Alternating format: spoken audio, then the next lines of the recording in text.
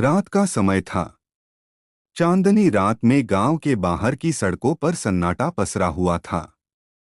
लोग अपने अपने घरों में दुबके हुए थे, क्योंकि गांव में पिछले कुछ दिनों से रहस्यमय घटनाएं हो रही थीं। कई लोग गायब हो गए थे और उनकी कोई खबर नहीं मिली थी। रवि, गांव का एक बहादुर युवक, इन घटनाओं से परेशान था।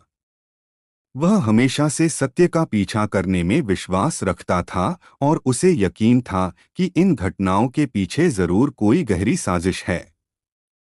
उसने अपने दोस्त मनीष को बुलाया और उससे कहा, मुझे इन रहस्यों का पता लगाना है। मुझे तुम्हारी मदद चाहिए। मनीष पहले तो थोड़ा डर गया, लेकिन रवि की जिद के आगे उसने भी साथ देने का फैसला किया। दोनों ने तय किया कि वे रात के समय गांव के बाहर की ओर जाएंगे, जहां से लोगों के गायब होने की खबरें आ रही थीं। रात का समय था और दोनों दोस्तों ने टॉर्च के सहारे जंगल की ओर कदम बढ़ाया। जैसे जैसे वे आगे बढ़ते गए, उन्हें किसी के कदमों की आवाज सुनाई दी। वे दोनों चौकन्ने हो गए और आवाज की दिशा में आगे बढ़े। कुछ ही दूरी पर उन्हें एक पुराना और टूटता हुआ घर दिखाई दिया। यहाँ जरूर कुछ गड़बड़ है, रवि ने फुसफुसाते हुए कहा। दोनों ने धीमे कदमों से घर के अंदर जाने का फैसला किया। घर के अंदर घुप अंधेरा था।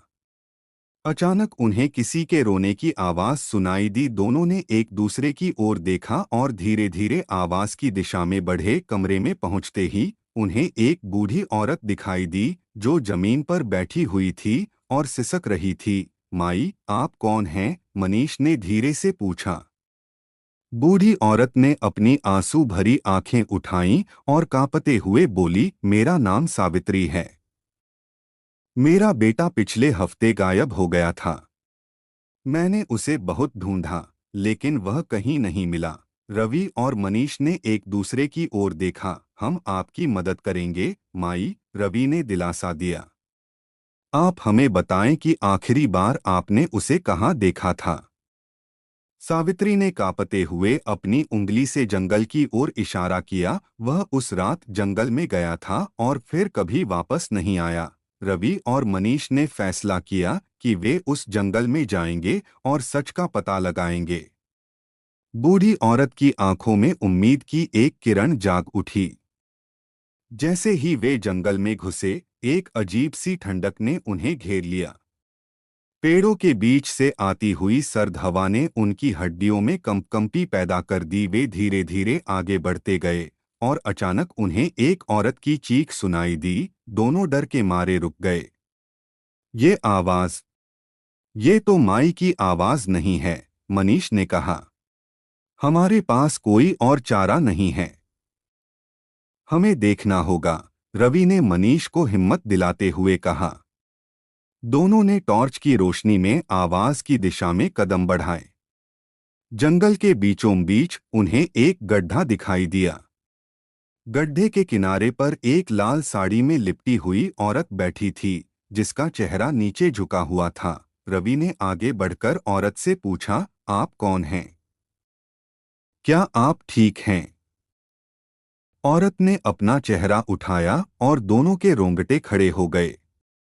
उसका चेहरा भयानक रूप से विकृत था, जैसे किसी ने उसे बुरी तरह से चोटिल किया हो। उसकी आंखों में गुस्सा और दर्द साफ दिखाई दे रहा था। उसने अचानक जोर से चीख मारी और गड्ढे में कूद गई। रवि और मनीष डर के मारे पीछे हट गए। यहाँ कुछ बहुत बड़ा और खतरनाक हो रहा है, रवि ने बुदबुदाते हुए कहा। हमें यहाँ से तुरंत निकलना चाहिए।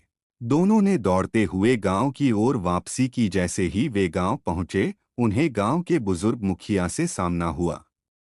मुखिया ने दोनों को रुकने का इशारा किया और कहा, मैं जानता था कि तुम लोग वहां जाओगे। रवि ने हैरान होकर पूछा, आपको कैसे पता?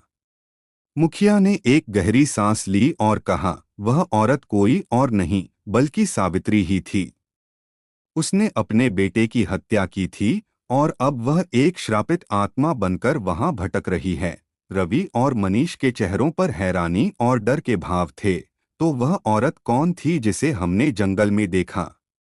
मुखिया ने कहा, वह सावित्री की आत्मा थी जो अब भी अपने बेटे के लिए पागल है। वह किसी को भी छोड़ने वाली नहीं है। दोनों दोस्त समझ गए कि अब उन्हें कुछ बड़ा कदम उठाना होगा। उन्होंने गांव के बाकी लोगों को इस घटना के बारे में बताया और सभी ने मिलकर उस जगह को हमेशा के लिए बंद करने का फैसला किया। रात के अंधेरे में गांव के सभी लोग जंगल के पास पहुंचे और वहां पर मिट्टी का टीला बनाकर उस श्रापित जगह को हमेशा के लिए बंद कर दिया। Thanks for watching.